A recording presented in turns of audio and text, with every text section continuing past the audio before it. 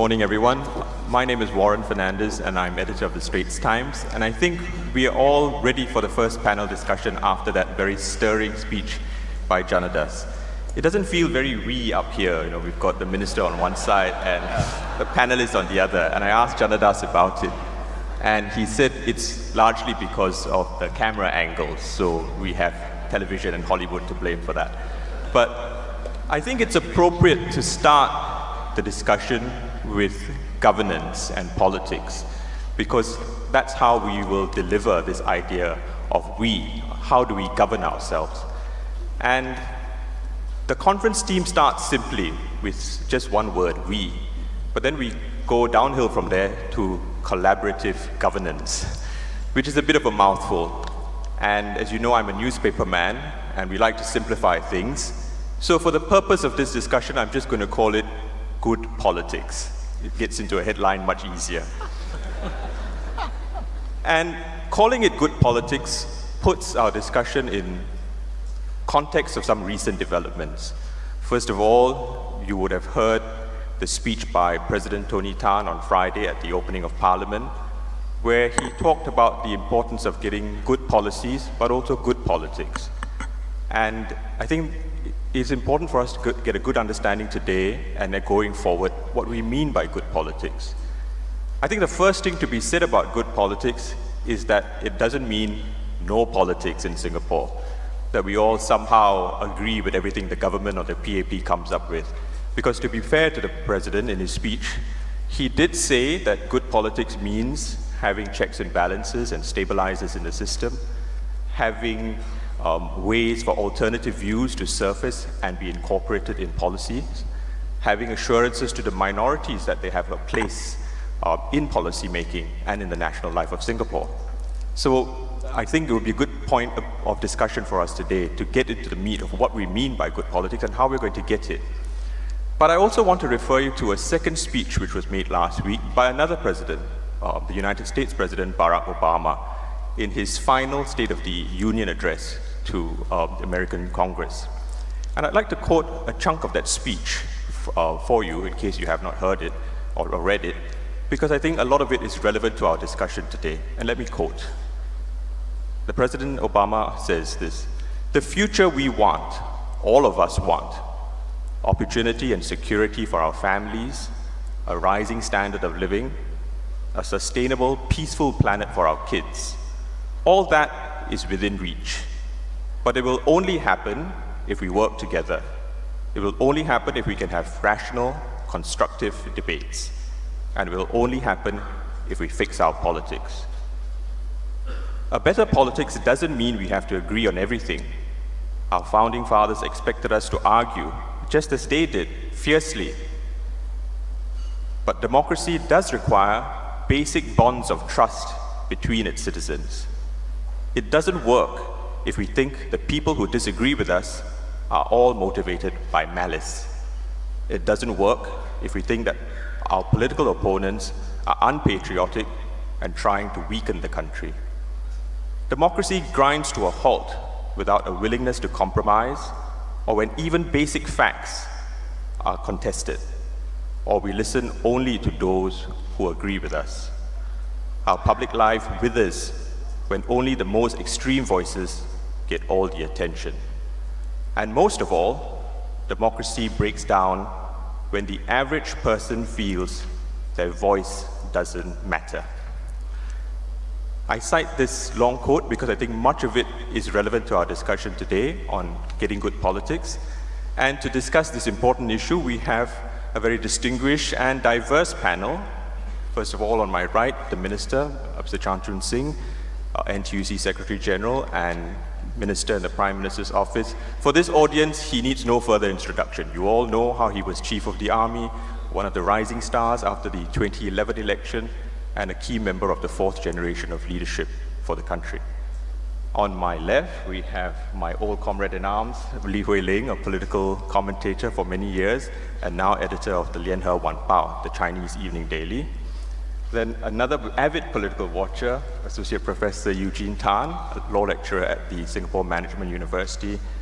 And last but certainly not least, Kok Heng Luan, Artistic Director of Drama Box, a theatre company, and I'm sure he'll give us the views of the practitioners in the artistic community. But first, let's get to the Minister for his thoughts on these important topics of good government, good politics, or if you must, collaborative governance. Minister, please. Thank you, Warren. Now that Warren has changed the topic, we probably need to invent a new sharing on the fly. But Warren is right. Whether you call it collaborative governance, or good politics, you will come back down to quite a few similar things. But I thought today, let me start with a real story that I'll share with many of you. It wasn't too long ago, I was speaking to a group of international mid-level executives undergoing a program. They came to Singapore and I asked them for their views on where they would invest, where they would put their money in 15 years, in 30 years, and in 50 years. Almost all of them chose the US, China, Indonesia, India, and so forth. I was even more interested to find out from them their reasons. And they inevitably speak about demography, resources, being the two main considerations. And I thought to myself, if resources and democracy define destiny, then there's very little chance for Singapore to survive in the next 50 years, or even less. And I asked them that if resources and demographics were the defining factors, then in today's world, who will be the superpower? And the point that I was trying to share with them was simply this, that we think in Singapore, governance, good governance, can create that special competitive advantage for us to remain as an independent, free, and successful country, as someone that will defy the odds of history, that a small city-state like ours can survive and thrive. Then, as Warren says, if this is so important to us, what then defines good governance? To me, it simply means two things. One, it must lead to better lives and livelihoods for all Singaporeans. Number two, I think it must lead to a better future for Singapore. So for Singaporeans and for Singapore.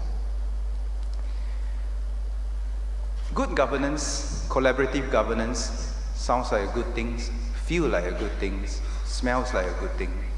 But the question is, why is it not happening more often than it is? It was the same in my conversation last year when I visited the International Labour Organization. Tripartism was a good thing, was the official doctrine. Everybody wants it, but few are able to achieve it. So the question is why? And I think there are a few reasons for us to want to make sure that we have good governance. Good governance can be defined as having a good product, good policies, good processes, and good people. I start with the first P, the product or the policies. It must lead to outcomes which enable us to better the lives of our citizens and leave behind a better Singapore for future generations. That's, to me, good product. Second, it must have a good process that engages the collective wisdom, power, energies of our people for collective actions. And for those of you who are familiar with the military UDA loop, whereby people say that whoever can respond, orient faster, will beat the enemy. In governance, there's a similar loop. I call it the ADAM loop, ADAM. Whoever can align the goals, the values, and objective of his people better, whoever can decide faster for today and tomorrow, Whoever can act collectively, decisively, whoever can manage the consequences and adjust resolutely will be the better model of governance. And it is a continuous cycle. You will go on and on. So as a process, who can align its people better, shared values, shared goals, shared objectives? Who can decide faster, decide better, not just for this generation, but for the next as well? Who can act collectively, harnessing the collective power of all its people, and who can manage the consequences and make the necessary adjustments as we go along better. To me, that's the process. But ultimately, the third one, people, the third factor, people, is just as important. A good system is not just one that delivers good results today. A good system is not one that is just populated by good people today. A good system is also one that continuously brings forth even better people for tomorrow. Many countries in history fail not because they don't have good leaders at a point in time. Many countries attain great heights because they have great leaders at a point in time. Our challenge is not just to be great at a point in time, like a flash in the pan.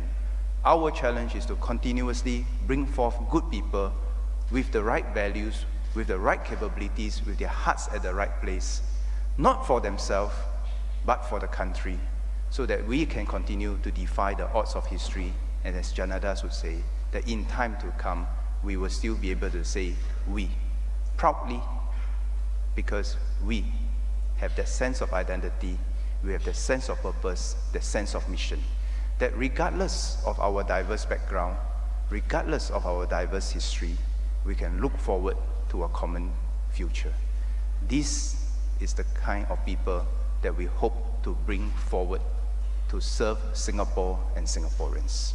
So if you ask me what's good politics, good product, good policies, good processes, and most importantly, good people. A system that continuously brings forth good people. But on the other hand, when we talk about collaborative governance, we hope that it will not degenerate into a situation whereby people just come forth to talk about what they want and then either leave the execution to someone else or to absolve their responsibilities to the future generation. I won't call that collaborative governance, I call that compromise governance. In many countries, we see compromise governance, where governance is defined by what some call it pork barrel politics, where it goes down to the lowest common denominator, where people are only concerned about who gets what at a certain point in time, and there is no concept of stewardship, of leaving behind something better for the next generation. Harnessing what we have in this generation to leave something behind for the next generation while taking care of this generation. We also do not want it to be a democracy of empty words. We do not just want to talk, but we want to act collectively. If we can do that, then even as a small country, I think we can defy the odds. But most importantly, in all that we do, we must not forget to take care of the current generation, bearing in mind the needs of the future generation. In all the conversations, it's always easy to talk about what this generation needs, but it's always hard to talk about what the next generation may need, or for generations to come, what do they actually need. And this is the reason why, building on our Singapore conversation going forward, when we start the SG Futures series of dialogues, we hope to go beyond conversation. We want to translate conversation into action, where each and every Singaporean has a stake in building the future of ours. And I often remind people, a perfect product given to us feels less than a slightly imperfect product that is collectively created by us, ourselves. And if we understand this, then we will understand why it is so important, so powerful for us to go forward the next 50 years, the next 100 years, to harness the collective ideas, aspirations, and most important, actions of our people to build this country of ours. So on that note, I would like to hear your ideas on how we can move forward as one people, not just in conversation, but in action. Thank you very much. Thank you, Minister. We want this session to be very interactive and all about we, and to get a good discussion going. So thank you for giving us that overview of the 3 Ps: product and policies, processes, and people. And we will come to that in a minute. But first, let me get a quick reaction to the Minister's thoughts from Hui Ling.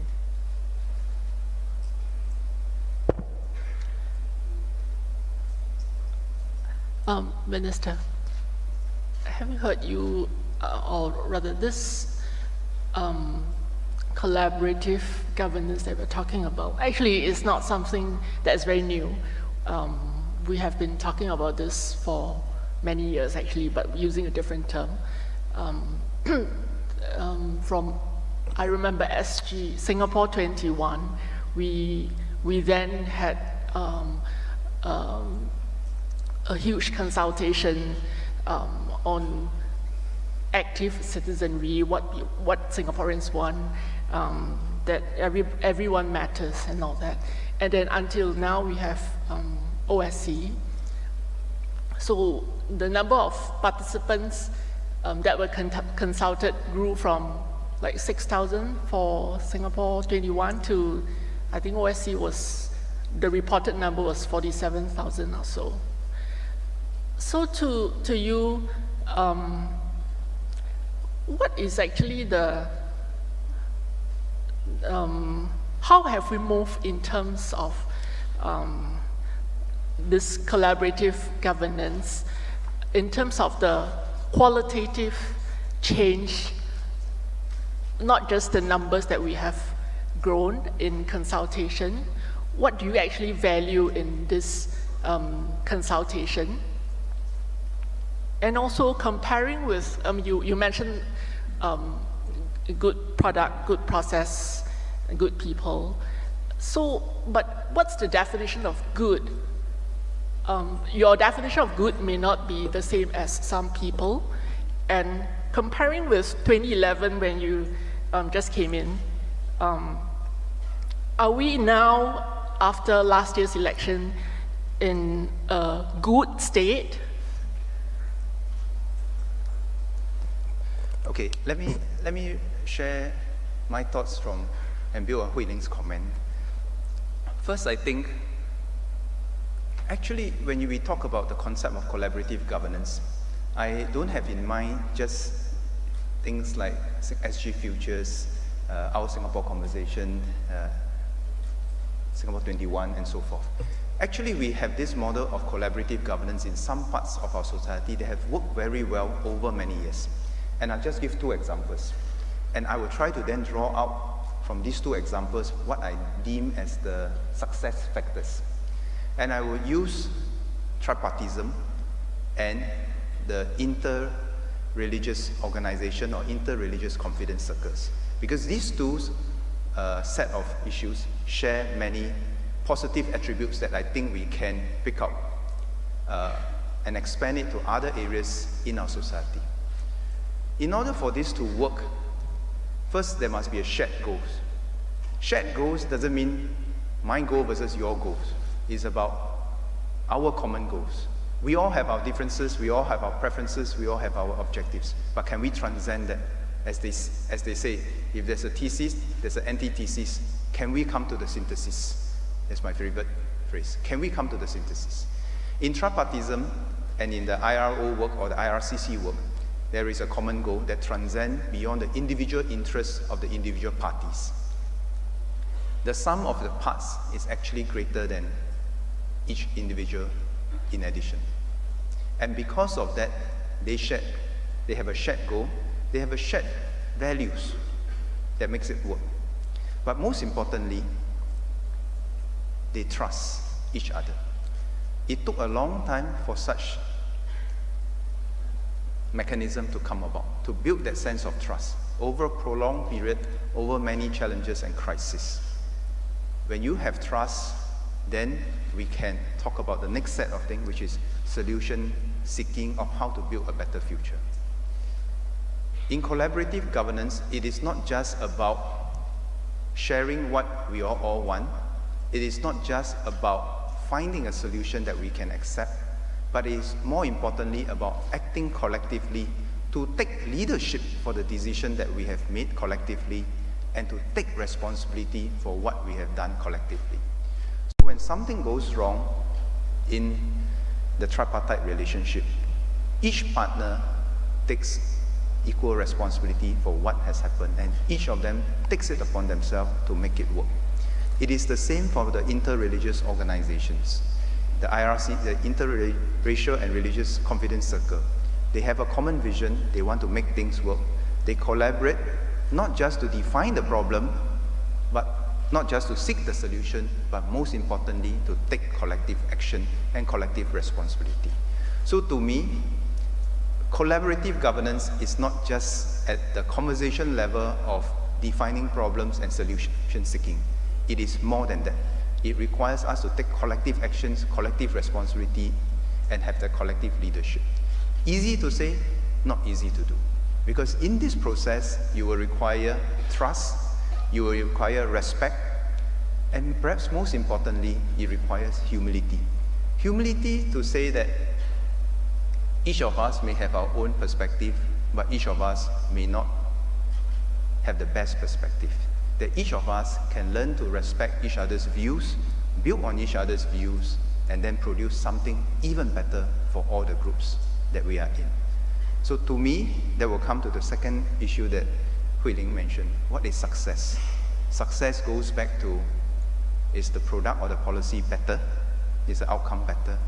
Is the process one that engages, one that energizes the people, one that uplifts the people?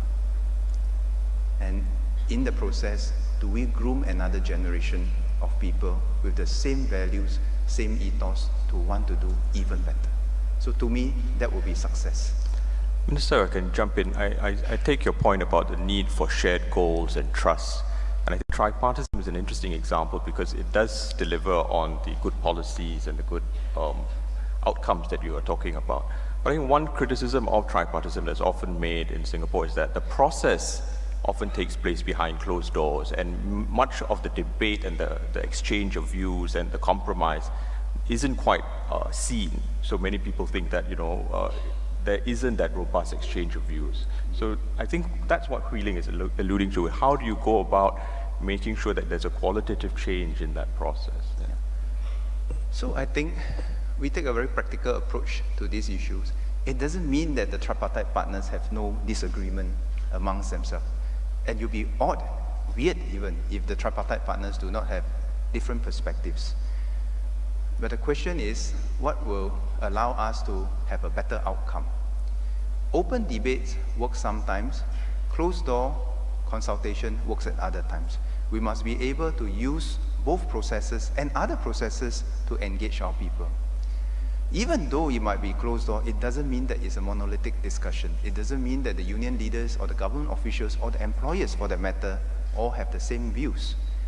Open, whether is it open or closed discussion, what is most important is that people come to the table with a shared goal of making the future better for our country and our workers. They have the same values of respect, trust, and humility. And most importantly, they want to find a better solution, not just for themselves, but for all those involved. So I can also assure you that even amongst the union leaders, they would have disagreements. Even amongst the employers and sometimes even the government officials, they will have different perspectives, even within the same block of constituents, as you say. But that doesn't prevent us from seeking a robust solution that meets the needs of everyone and the country. So I think, to me, that's important. The form, we can tweak. The form, we may use it differently in different contexts, depending on the issues. But the substance of what we do must not change. Okay, let's draw Eugene, former nominated MP, into the process as well. Eugene, please. you, Warren. Thank you, Minister. When I first got the topic of collaborative governance, I was quite puzzled because it struck me very much as an oxymoron. After all, governance is very much about trying to get people on board, building bridges across, people who may not agree with you.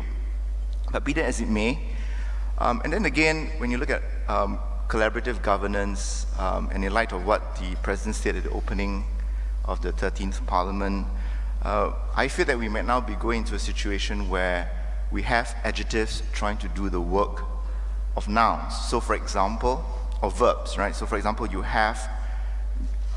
we might go into this binary of good and bad politics, collaborative and non-collaborative governance. Right? So my question on this point is, I think we all agree with the importance of collaborative governance. And I think the question is, how do we get there? And of course, we have good examples. You've pointed out tripartism, and I think you would be very familiar with the other dimension of collaborative governance in Singapore, which is the People's Association, right? Where the idea of trying to reach out to different segments, through grassroots organizations. So I think it's the importance of the shared purpose is clear, right? But I think it's the shared values. How do we get there? That matters a lot more. And I think my concern is, we have almost finesse collaborative governance, where if you look at the trade unions, you look at the people's sector, all very intimately tied, to the ruling party. And so my question is, in the event, right, that the ruling party becomes incompetent or corrupt, something which even the founding Prime Minister Lee Kuan Yew didn't exclude, how do we then prevent Singapore from going through a systemic collapse, right? Because you have all these key levers, compromise, the issue of trust, confidence may not be there. Thank you. Minister, before you respond, can I get Heng Luan's views as well? Then you can respond to both of them together. Heng Luan, you want to jump in? Thank you. Thank you, ministers. Thank you, Walter. I'll put across some observations first, so that then I'll put them. Probably the minister can respond to the observations. I'll take the 3 Ps and take from process, and I look at people, then I look at the product, because I believe that if you do not get the due process, the product means nothing. If you do not know who you're working with and who is actually leading, again, the product means nothing. So I'm going to look at the process, and then I'm going to reflect on what Janadas has actually spoken about just now, about we as citizens, which was what Rajaratnam Dr. has spoken. I think when the line "we as citizens of Singapore" is really interesting, because we start to look at Singaporeans now, whereby we have multiple allegiance. We are not really talking about just ourselves being as citizens of Singapore, but we see ourselves in a very globalized society where we actually then have allegiance to different things. That's the first thing that came to my mind. Secondly, of course, in our pledge, we talk about race, religion, culture, and language. But at the same time, this society has become more diverse. Then, when we define ourselves as an individual, we are no longer defining ourselves just based on those 4 simple categories. We're looking at genders, we're looking at social class, and many other things. So that's the second thing. So in the due process of doing a collaborative governance, how do we actually achieve diversity? If I look at the new Future Economy Committee, the surprising element here was that as I'm looking through, the steering committee are actually headed mainly by business people.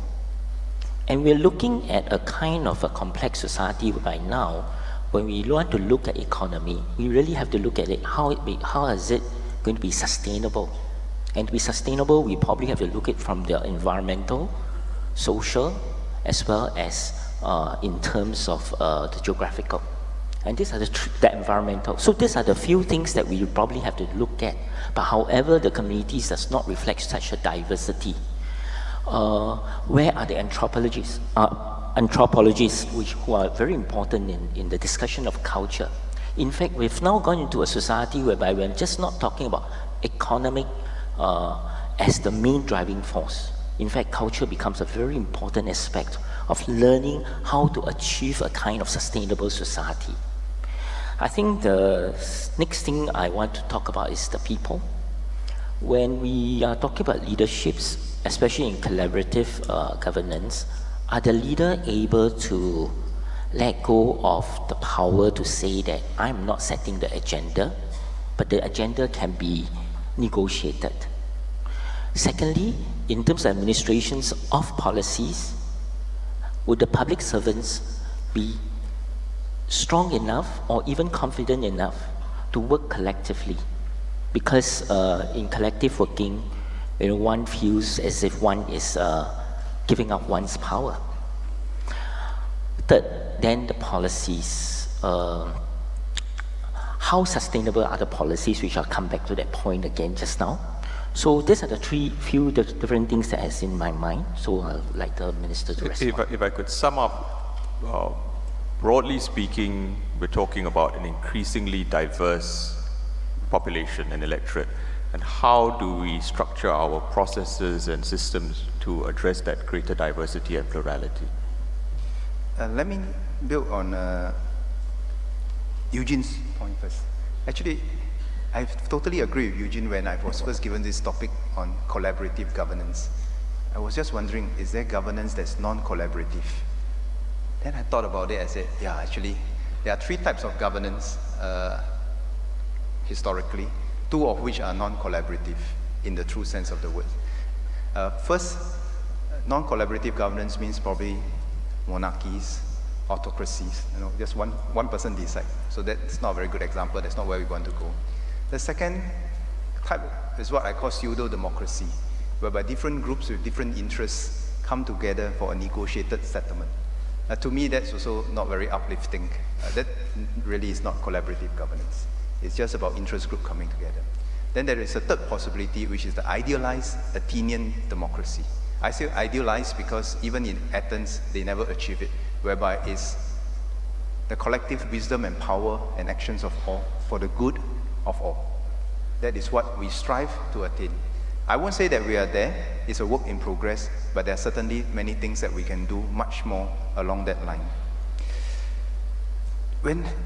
And the concern that Eugene raised is actually our same concern. On the one hand, we know we are small, we need to be united, we need to get our act together, we need to move fast, and yet when we want to be united, move fast, how do we make sure that we are not blindsided at the same time? That is always a tension. On the other hand, if we are all quarreling with each other every day, we can't move fast and we won't survive very well. That is the inherent tension. So if anything, I think what I have seen from this government and the previous generations of leaders, they are much more concerned about this issue than many of us would think they are. And that is the reason why we always ask ourselves, institutionally, how do we make sure that we bring in people with diverse perspective? How do we design a system whereby there are stabilizers in the system? That even as we do the good things, we must constantly check ourselves at which point is the good policies or good things, having reached its limit, needs to be changed, need to be adjusted. How do we make sure that there are enough stabilizers even as we are moving fast? So we have the same concern more than anybody else. Because our concern is not whether the PAP will rule forever. Our larger concern is whether Singapore will last forever. That is our concern. Political parties are there to lead, but political parties must evolve in order to make sure that the higher goal of sustaining this country of ours is achieved. That we continue to defy the odds of history, and that is what we are out to do. Heng Loon's point is precisely the challenge that we are grappling with. Multiple identities, multiple allegiance. But having said that, I also don't think that this is an entirely new problem. In fact, in the early years of our independence, we have also the same problem in other ways. I remember my grandmothers used to save every single cent in order to send back $50, which is quite a lot of money, back to China at that point in time. She would want to be buried back in China. And I'm sure many of our forefathers have gone through that path as well. But the new kind of identities that we have now are perhaps a bit different. Some youngsters ask, why should I be a citizen of any country? I can be an employee of Google, Microsoft, whose GDP is probably as big as yours. And if I'm a city banker, maybe I'm more recognized than many others, and so forth. These are the kind of competing and conflicting identities that we have to grapple with. And many people who have come through Singapore, succeeded through the Singapore system, have gone on to other places to bring up their families and future generations. And we wish them well. The question is, for every Singaporean who is still here, for everyone who has come through Singapore, as they go through our system, will they continue to support the values that we stand for? That Singapore, being an artificial country in many sense of the word, we are not defined by a common past, we are not defined by a common ancestry, a common language, common religion, common race, and so on and so forth. But that we can always be united by a common destiny, a common future based on a set of common values. If we can reach that stage, then I would argue that we will have something even more powerful than those many nations that depends on common ancestry, common race, language, religion. There are very few countries in the world that define their national identity based on the future. Most countries, most nations in the world define their identity based on the past. Common ancestry, common language, common culture. But we have also seen, for those countries that try to define their future based on a common set of values, they are also, and they can also be very attractive to the people around the world. So this is where we are. We will have to continue to grapple with this national identity building. The last 50 years, our economic success has bought us time. Is it sufficient? It's too early to say. Are we there yet? Probably not. Are we closer today than yesterday? Definitely yes. Will we continue to progress down this path? I think we will, because we have the basis to go forward. We are in a much better position in 1965 when we talk about a sense of national identity. In 1965, I think very few would dare to say that we even dare to dream of a national identity. That our people here are defined by a set of values, a set of ethos that bind us together regardless of race, language, and religion. And we will have to continue to try this, to build on this, even though different identities are pulling us apart. Just a short response to the composition of the Committee for Future Economy. Actually, there are people there who are not just there because of their business credentials. And in fact, we are very aware that in order for us to have a strong conversation, a useful conversation, the economic considerations cannot be divorced from the social considerations and other multifaceted issues, including culture and so forth. Because as we grow the economy, it is not just a means, it's not just an end in itself, it's also a means for us to provide a better livelihood for our people, a means for us to grow the sense of identity that we can be proud of ourselves as Singaporeans. That despite our resource limitations, despite our demographic challenges, we can defy the odds because we can have good governance, good leaderships, good system to prove to people that we are worth their investment, we are worth them paying attention to us. Okay. Then the last point, if I may just add, is the negotiated agenda that Heng Loon mentioned. And this is the part that I agree with. Every party, regardless its government, individuals, private sector, and so forth, we must have the confidence to go into a conversation to say that let's define the problem together. And not just, we have defined the problem, let's find the solution. If we can do that well, it's even more empowering. We need to learn the art of having diverse people come together and say, let's define the issues together, let's define our collective goals and the rules that we will abide by. This is what I call alignment. If we do this well, the second part the decision making, the solution seeking is much simpler. And I always say, coming from the military, if you want to take an objective, you can go by the left or you can go by the right. It matters less that whether you go by the left or go by the right, but it matters most that we all go together. Don't some go to the left, some go to the right, and the rest stay here. That would be a disaster for Singapore. Now, having decided, comes back to Adam, having decided, then we need to act collectively. But if we have the initial alignment of our common goals, objectives, and shared values, then acting in unison is straightforward. But we can have the best decision, but if we don't have the common goals, common objectives, acting in unison is difficult. And then, last but not least, we have to take collective responsibilities. We must not end up in a situation where having decided, having acted upon it, if something goes wrong, then it's somebody else's fault. As some people told me, success has many parents. Failure is an orphan. We shouldn't be there. Can I jump in at this point, Minister? Because I do want to get the audience into the conversation as well, so that this is really a conversation for we. I think we are in agreement at this stage on the 3 Ps, getting the policies right, getting the processes right, and getting the people right. I think what we're still grappling with is how to do that. Can I get questions from the floor? Just raise your hands, tell us who you are, and keep your questions short so that we can discuss it. I see a gentleman there at the back. Please go ahead and... Yes, please. Is this on? Yeah. Yeah, hi. Good morning. My name is Paul Tambaya. I'm from the School of Medicine, NUS. And I think I'm also one of the few token representatives of the alternative parties here.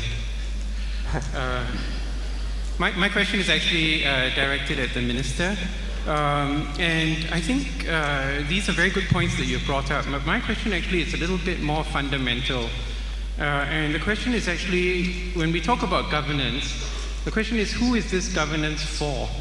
I thought it was very interesting that you brought up the idea about the investors. And I think I speak for many Singaporeans who feel that very often the perception, it may be wrong, is that governance is for the benefit of the investor. Whereas there are academics within the institution that host this meeting who did a very good study of Singaporean attitudes to emigration a few years ago. And they showed that 1 in 4 young Singaporeans is actively considering migrating from Singapore. So my question is, do you think that we should try and address this question of what is the purpose of governance? Is it for the investor, or is it for the 1 in 4 Singaporeans who is actively trying to get out of Singapore in the next 5 years? Thank you. Thank you. Very simple. I think I've answered that. The purpose of governance is 2. 1, for better lives and livelihood of our people. And 2, to be good stewards, to leave behind a better Singapore for the next generation. There will be some who might leave us, and there will be others who will come. The question is, for the bulk of the Singaporeans here, are their lives better today than yesterday? That is what keeps us awake each and every day. For everyone that might leave us for some reasons, will there be others who will be attracted to our values, our models? No country in the world is in a position to say that all that it does, its policies, its structures, will attract everyone. And some people will self-select. But even those people who leave us, do they believe in our models, our values, our systems? The very same values and systems that they have benefited through. For others who want to come and join us, do they come here for economic reasons only, or initially? Having come here, would they continue to reinforce the very values that has put us in good stead till now? Will they continue to contribute to grow our system and our values? If we can do that, then I think we can quite safely say that we have at least succeeded to a certain extent. Can I ask the panelists, please feel free to jump in if you have questions or thoughts as well, so we get a conversation. I'd like to follow up on that question by asking a political question, which is the way in which we choose to organize governance must reflect the views of the electorate, surely, and how people feel they want to be governed. And if you look at the last two elections, in 2011 election, it was widely seen as a setback for the ruling party. Many said the opposition was in the ascendant and people were drawing straight lines into the future where we would have a two-party state. The last election in 2015, the People's Action Party did very well with 69.9% of the vote. I'd like to get your sense of how you read that 69.9%, because after 2011, there was a lot of talk about us in Singapore being in a new normal. So what happens after 2015? Are we back to the old normal? Are we in a new normal? Because how you interpret that result will in a way shape how you respond to it. So it'd be very interesting, I think, for all of us here to get a sense from you, Minister, as a key member of the younger team, how you view the views of the electorate on how they want to be governed. I'm not exactly sure of the definition of the new normal and the old normal, because when I talk to different people, they all have different perspective. But if I talk to my residents on the ground, as I visit them each and every week, their needs are very simple. They are concerned about things like, has my life become better compared to yesterday, the week before, the month before, the year before? Are my children going to have a better future than me? Will we leave behind a better system, a better future for my children? Two very simple and basic and perhaps fundamental questions. And any government that can answer these two questions well, get its processes right, I think will earn the trust of its people.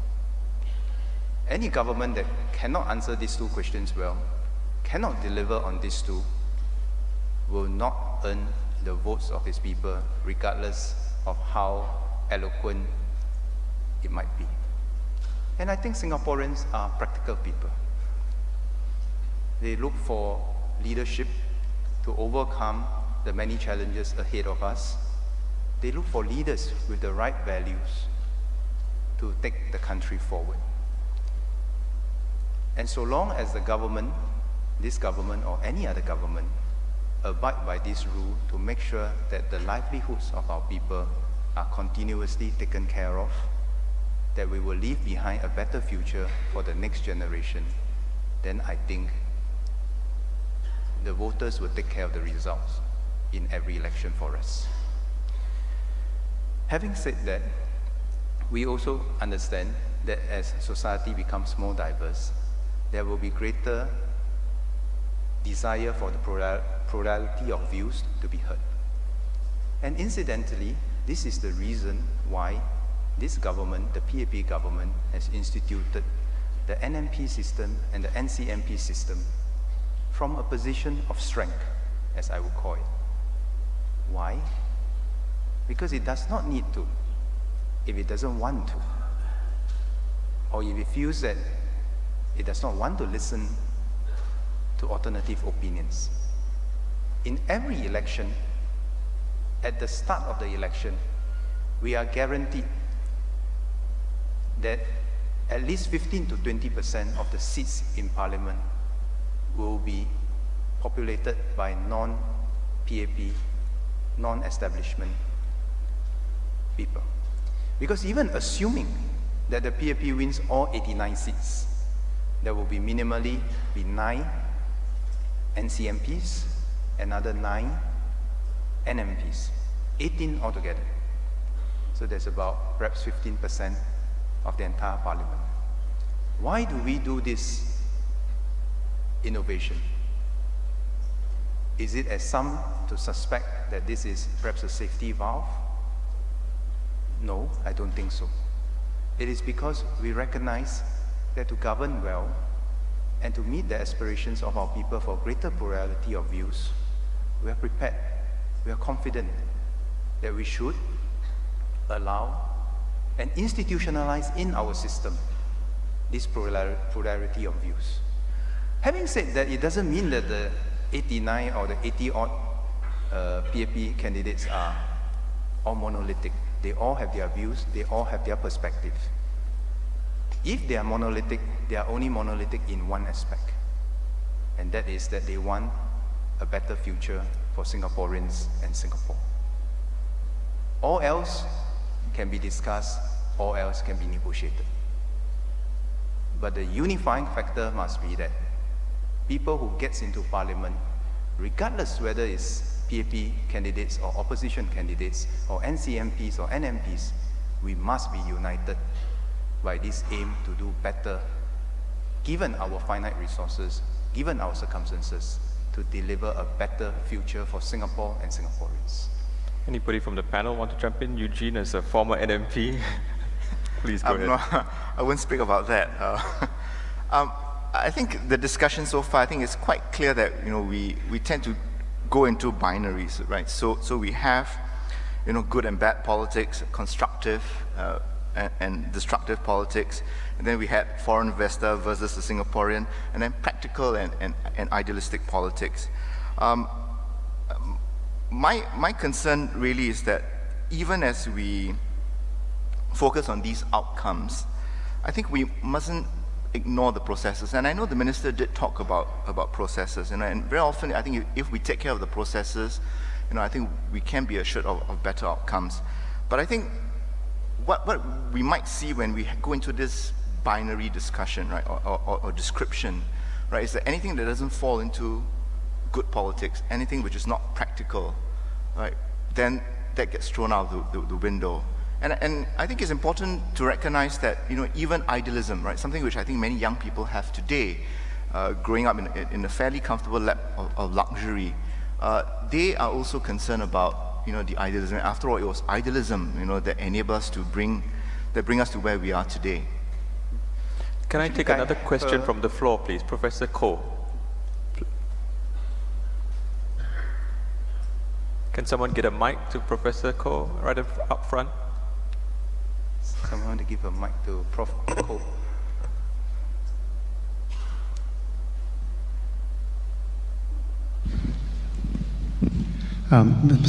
Mr. Chairman, since we are still in the month of January, may I wish everybody Happy New Year. Happy New Year. I would like to thank Minister Chan Chun Sing for his opening remarks. They're very good, and I agree with all of them. I think in Singapore, we do enjoy good governance. Our system of governance is characterized by transparency, inclusiveness, and integrity. So we have a good system. Minister Chan, I hope you will not mind if I ask you two provocative questions. Please do. Please. The PAP is probably the most successful political party in the world. But it is a victim of its own success. A former minister, George Sheo, has once compared the PAP to a banyan tree. And the banyan tree has such a huge canopy that it doesn't allow things to grow under its shadow. So he spoke of the need to trim the banyan tree. This was in 1991 in his lecture on civic society. So my question to you is the party aware and acknowledges the need to trim the banyan tree further in a new Singapore? Would the party give more room to civic society, to civil society, and reduce the role that it plays? I'll give you an example. I'm often puzzled by the fact that so many PAP MPs are leading various sporting organizations, even though some of them don't seem to have any obvious sporting credentials. So why doesn't the PAP trust the people and allow people who are sportsmen and sportswomen who have excelled in these sports, but who are also men and women in integrity, to lead those organizations? So that's my first question. My second question really is, I'm asking on behalf of Kok Heng Leun, who's probably too shy to ask you. There's some unhappiness in our artistic and cultural community. In the past year, two events I think caused a lot of unhappiness. A film produced by a very prominent and respected filmmaker was banned, and a book grant given by NAC was subsequently withdrawn. So my question to you, Minister Chan, is can we expect in the years to come the continued growth of what I call a culture of tolerance? Would the government embrace the continued growth of a culture of tolerance? A culture that respects and accepts diversity of points of view. A culture that accepts alternative view, even dissenting views, and does not seek to punish those who express these different views, either by banning the film or withdrawing a book grant. I apologize if I've offended you. No, I thought those are very good questions to get the discussion into the meat. Perhaps I should answer Eugene's question, then I think it'll lead nicely into what Prof. Koh mentioned as well. Actually, I never see things in a binary form as good or bad, you know.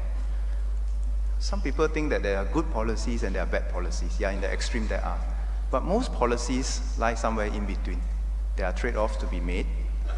There are decisions to be made that it will be most appropriate to the circumstances and the needs at that point in time. I share with you my own personal journey. After 2011, I was very, very saddened by what I call slogan politics. 2011 election had a lot of debates about very serious issues that concerns the future of our country, transport, housing, immigration, and so forth. But what I was most saddened by was what I call slogan politics. Foreigners bad, Singaporeans good. Or Singaporeans bad, foreigners good. You know, how does that get us anywhere? And this was the reason, and this is still the reason why, till today, every month, when I'm in Singapore, I decided to hold informal policy discussions with groups of young people to share with them. Policies are only good in context. We must understand when to adjust, when to change. There is no one policy that will be eternally relevant and good or appropriate. The good policy maker is one who knows when to adapt and adjust. And I hope that all Singaporeans will also share this philosophy, that as we go forth and look for solutions, better solutions to build a better Singapore, we must know the plethora of options out there. Pick the one that is most appropriate at that point in time, according to the needs of our circumstances, and be prepared to jettison those that are less relevant. Only so will we stay nimble and agile as a country. So to me, I don't see things necessarily in a binary state. I see it as a continuum, and it is a judgment required at any point in time. And I want to build on that to come to Prof. Koh's point. Yes, we are a victim of our success because we have been so successful. And we have also an expectations in society that should anything goes wrong, the government must come in to fix the problem and to arbitrate. Frankly speaking, if you are sitting on the government side, how often you wish that you don't have to be the final arbiter in some of these things. On the Sports Association, it's very interesting, the history of how this came about. I think many of the MPs, unless they are already involved in the sport, will be asking themselves, why do I need to do this to help the organizations to do better? Sometimes they are charged with the responsibilities because the sports organization invite them hoping that they can make a contribution. And that must be the basis. Whether is it an MP or not an MP, if you join an organization and association, you must want and you must be able to make a contribution. You cannot be there just as a figurehead, because it just destroys the trust in the system. So where the MP can value add, yes, by all means, go and make a contribution. And if the sporting organizations decide for themselves that they want a particular MP as their patron or whatever position, and if they think they can make a contribution, yes, by all means do that. Because for other MPs who are not involved, I mean, they would have other preoccupations to do so. Take the Football Association, for example. Whenever Singapore doesn't do well in soccer, which sometimes happen more often than we like, the question inevitably is, what is the government going to do about this mess? So we are caught in this situation, whether we like it or not. But does it mean that the government has to solve every of these problems? I would gladly hope that somebody come forth and take charge of the Football Association and bring it to greater heights, whether MP or not MP, whether sporting icon or not sporting icon, just somebody who can help us and bring it to greater heights. But Perhaps having we said should that, help. it comes to your next issue is that, and I mentioned about this, collaborative governance, collaborative leadership is also about collaborative or collective responsibility. Take the arts community, for example. How we wish that the arts community will be able to settle amongst themselves, first and foremost, how to define various arts classification, what is permissible, what is good, and so forth. And not only amongst the arts community, but also to convince the rest of Singapore and Singaporeans that that decision is right. And this is the reason why we have set up National Arts Council, we have set up many other councils to harness the energy of the non-government people to give us advice and share with us their perspective on what is acceptable to society. So I think the issue is not so much as within the arts community deciding per se, the issue is also about the arts community convincing the rest of Singapore and Singaporeans. We don't want a situation whereby a particular community, be it the arts or any other community, telling the government that this is what we think it is correct, please go and convince the rest of the world. Now that is not collaborative governance. That is called passing the buck. But on the other hand, you compare to the IRO and the IRCC that I mentioned before. They decided on some things, then they are prepared to say that I think this is the common space that we must defend for the good of our country. And we as religious leaders, the interfaith religious leaders, we will go out there and make a stand to defend this common stance of ours, to defend the common space. I think that's good. I think we would like to see more of that. So when it comes to finding consensus across society, it is not easy. Every group, whether government or non-government, has the right and the responsibility to try to galvanize everybody together. If we can do that, then we truly achieve collaborative governance, which was why I started with the basic premise. Collaborative governance is not just about everyone telling the government or telling somebody else what they want. Collaborative governance is not just about aggregating individual interests.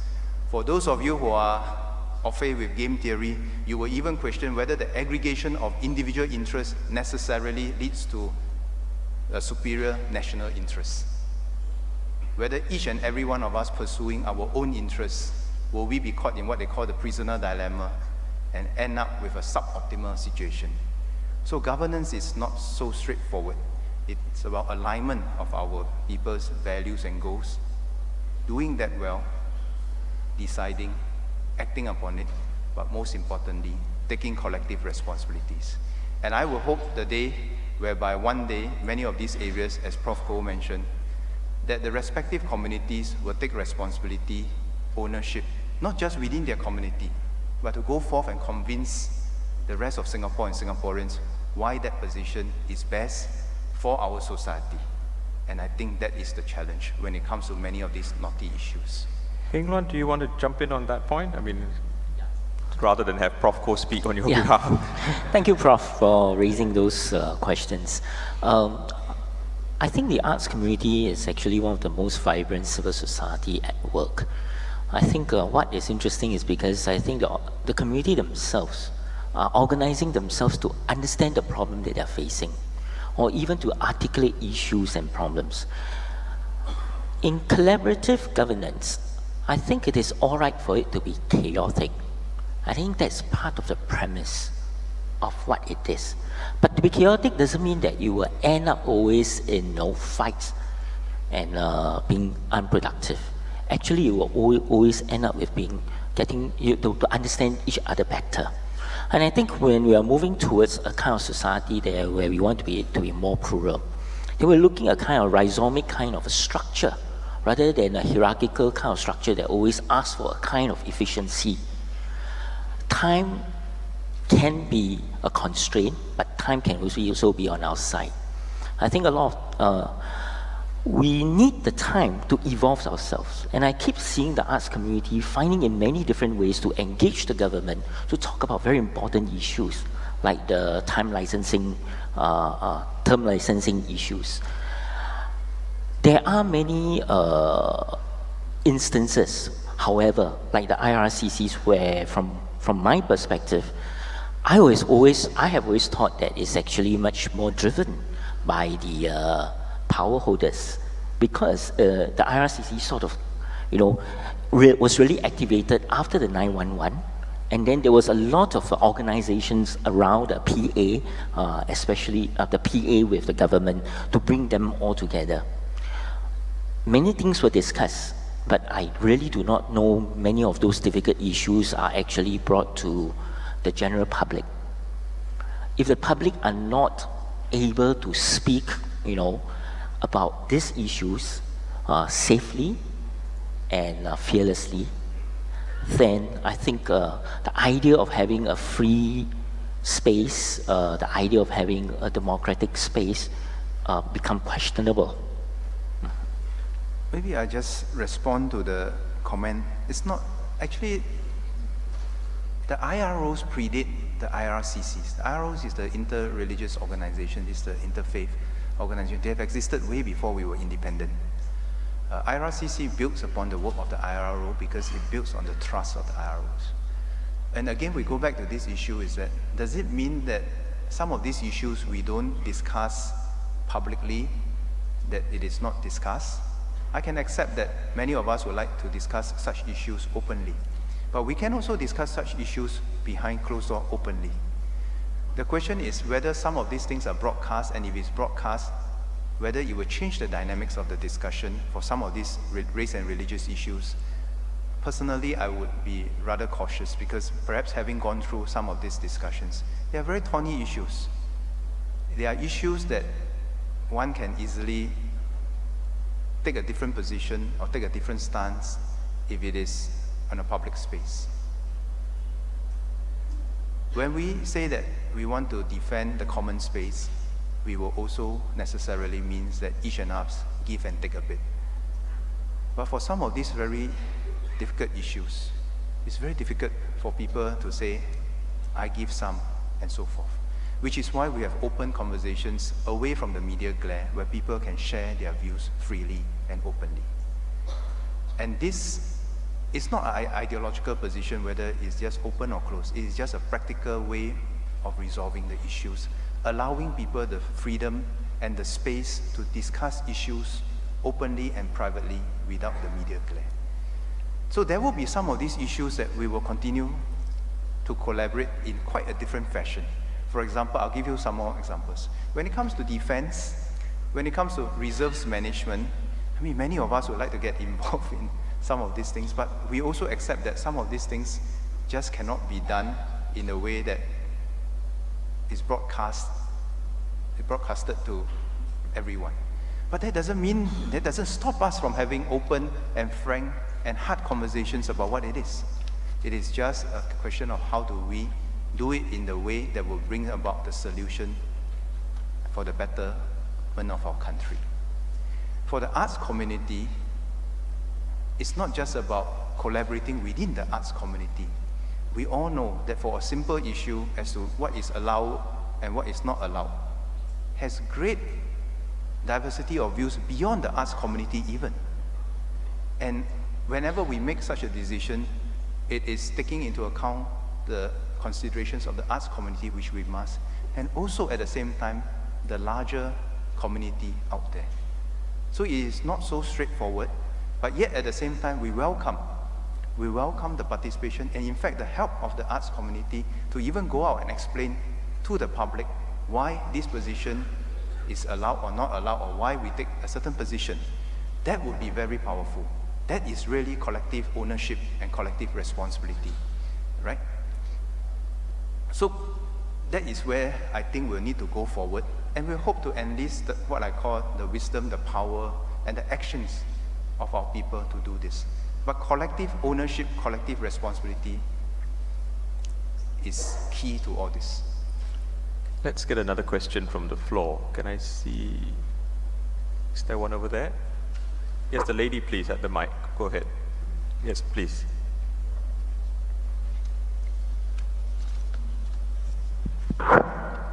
Good morning. Okay, good morning, Minister and friends here. Following up on the point on collaborative governance, I think to be effective, we do. Sorry, need... can't hear you up here. Can you speak into the mic, please?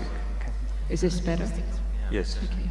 On the point of effective, or on the point of collaborative governance, to be effective, I think the people need a certain amount of information and even data. The sense of transparency has to come across, and building that trust with the civil societies. If we don't have even data on how many households are considered below a poverty line, which the poverty line has never been really defined in Singapore, it is really hard for us to gauge how many people are really left behind in the community, and what we need to do collectively to help these people rise up.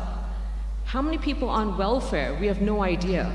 So if that could be something that the government could be more transparent about, it would be helpful in many areas. Could you be transparent and tell us who you are too?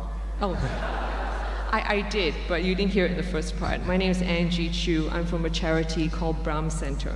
Okay, so basically you want more information and transparency on these kinds of issues so we can discuss them. Yes, Minister, and the please. second point I have is on nation building, which is based on the past and building for the future. And why people are looking to perhaps even immigrate, I think that has something to do with feeling rooted in Singapore. And this point I'm raising is not new. At the end of the day, we need to feel that there are places in Singapore that we identify with, that we can be nostalgic about. And I think many people would agree that the bringing down the old National Library was probably a mistake, apart from Chinatown being so modernized that when you walk through Chinatown, there is still no soul. And so that comes to the latest matter on Mr. Lee Kuan Yew's house. Basically, that is a building of huge historic significance.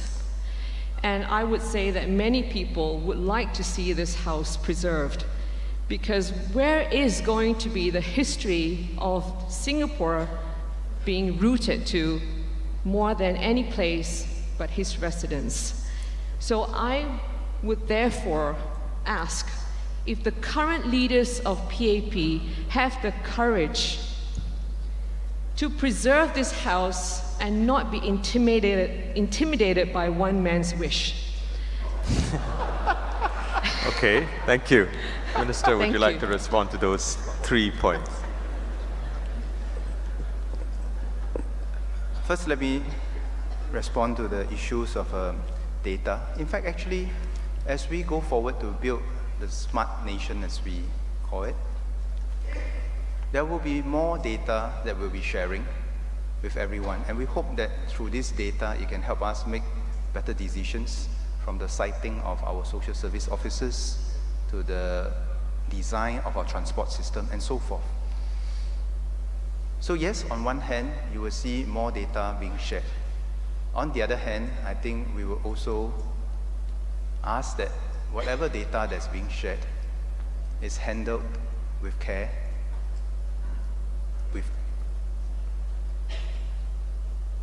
handled appropriately, so that it doesn't betray the trust of those people who share the data. But definitely you will see more data being shared. That's the first point.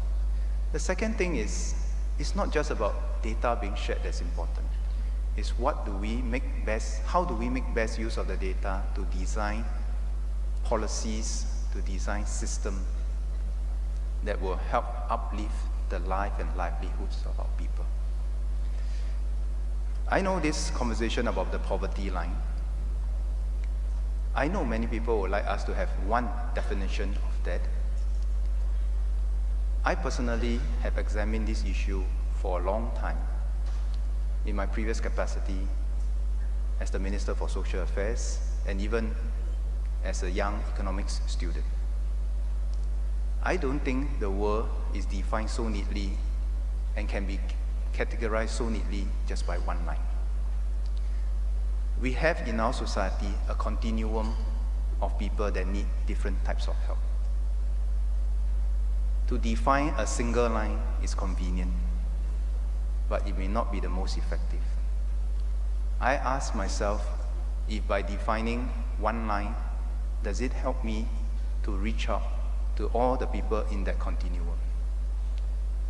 Even if that one line is necessary, is it sufficient? And this is the reason why we have designed our system, not by one line, but if you like, many lines, where different people across the spectrum with different needs are attended to appropriately. Can we do more? Can we do better? Yes, definitely we can. And we will endeavor to do that. You are also right that economic success, material wealth, cannot define our national identity. In every of my conversation with the students in the Institute of Higher Learning, I always ask them this very simple question. Why do you want to be a Singaporean? Many of them will give me very good reasons about their family being here, job security, physical security, so on and so forth. And I will always challenge them that if tomorrow we have the proverbial 7 years of drought, 7 years of recession, will you still stay here? Will you stay here like the 1965 generation that says that in spite of, I will rebuild this country for a better future for my people? If we have arrived at that stage, in spite of, then I think we have reached the point of we as a nation. But I am realistic. We aspire towards there, we may not be there yet. The best answer to my question of why you want to be a Singaporean are not all those students that give me all kinds of reasons. The best answer I've ever gotten from a student from an ITE was simply this. Minister, I don't know why you asked such a stupid question. I am a Singaporean, full stop. There's no if and buts. There's no conditionality attached. Not because this country can give me what I want, not because this country can secure me a job and so on and so forth. This is where I belong. That even if this place goes back to 1965 and if we have to rebuild this country, I will stay here and rebuild this country. If we can reach there, if the majority of our people can reach there, I think we can proudly say that we will survive for not just another 50 years, but perhaps another 500, 1,000 years. That is the spirit of what makes us Singapore. Yes, we all miss many of the landmarks that have given way to development. Each and every landmark that we lose, we ask ourselves whether we can find a better balance to preserving history and allowing the next generation to have more opportunities. Take my constituency as an example, and I share this with the students who received the EduSave Awards this year.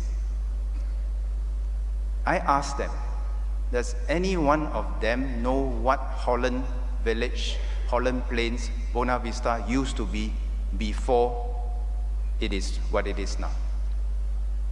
What has that to do with the cemetery, the Chinese cemetery behind the SPC petrol station where it is the only cemetery in Singapore where the tombstones are neatly laid out in rows, because that used to be the cemetery of the clan. The clan, just as the clan in Bishan, Kong Wai Siu, gave up their memories, gave up what they cherish, in order for our generation to build our dreams upon. Yes, each and every generation, we cherish our dreams. But each and every generation, we have to ask ourselves to what extent and how prepared we are to allow our next generation to similarly build their dreams. There are no easy answers. If this generation, each and every one of us, hold dear to what we cherish and not allow space for the next generation to grow and develop their dreams, then I am also not very sure how far we will go as a nation. So it is a fine balance. We hope to achieve both conservation of our history, our memories, our legacies, and yet at the same time create space for the next generation to grow. Yes, the old National Library provided me with fond memories. That was the place I used to borrow my books. The red brick building. That was the place that inspired me to want to be a librarian. Because that was the only place that I could borrow books, read books free of charge in an aircon environment, which was a luxury at that point in time. So you're quite far down the road from being a librarian. I have to hurry you along to ask you about the house. What's your view on that? And so I didn't become a librarian. I may still one day become a librarian, never too early to say. But let me round off with a comment and my perhaps response or remarks. I've known Mr. Lee for some time. I was a fellow member of his GRC, and prior to that I had the privilege to have some conversations with him and work with him and see him in action. Not as much as perhaps many others, but in my limited interactions with him, he has impressed upon me a few things. One is his unceasing focus on the future of Singapore and Singaporeans. Even when he was very weak, whenever we meet him, his first questions would always be, are the residents taken care of? And the next few questions will inevitably be something along the lines, what are the forces that are impacting Singapore? And how is the current generation of leaders grappling with those challenges? This unceasing focus on the future of Singapore, because I think he has committed his entire life to building a nation defying the odds of history. And the thing that was most poignant in my mind was one particular Tanjong Pagar grassroots event. He was very weak. He insisted on coming to want to deliver a speech. When we sent him off that night to his car, all of us, the grassroots leaders, look around, and instinctively we can kind of feel the unspoken understanding, which is, he's so old. Can we not do more to not let him worry about the future of Singapore and Singaporeans? So this is the one thing that he has taught me. The second thing, I think whether the house or not the house, whether it's preserved or not preserved, I'm quite sure there's a diversity of views across Singapore. And even if you take a poll amongst the audience here, I'm quite sure you might not get a uniform answer. Because the question is, what is the best way to honor Mr. Lee Kuan Yew? Is it to keep the house? Or is it to live the spirit and the dream that he stood for? You will find your own answers. I have mine. My answer is that I hope that beyond the house, more important than the house, this generation and the rest will continue to uphold the very values that he has guided us in building this nation to defy the odds. That the best way to honor him is to continue to make sure that Singapore continue to succeed and thrive for generations to come. That future generations of Singaporeans, our children, our grandchildren, have the chance and the desire to want to be called Singaporeans. That Singapore will not go down in the history of the world as an interesting footnote. That if we look at the history of Southeast Asia, where the borders have changed more frequently than even compared to the equivalent period of the warring states in China, that we will not become an interesting footnote. That to round it all, if I go back to the initial story that I started with, that for the many investors looking out there, the many watchers of Singapore out there, that we give them every good reason possible for them to continue to support our continued success. If we can do that, then I think we are well on the way of building a nation. A nation that will survive in spite of our resource limitations, in spite of our demographic challenges, so on and so forth. Then maybe one day, if we reach there, that even as we pass on the baton to the next generation, we can say that we have been good stewards for our people and our country. Okay, I think that's a good point on which to close this discussion. Thank you. We've run over time.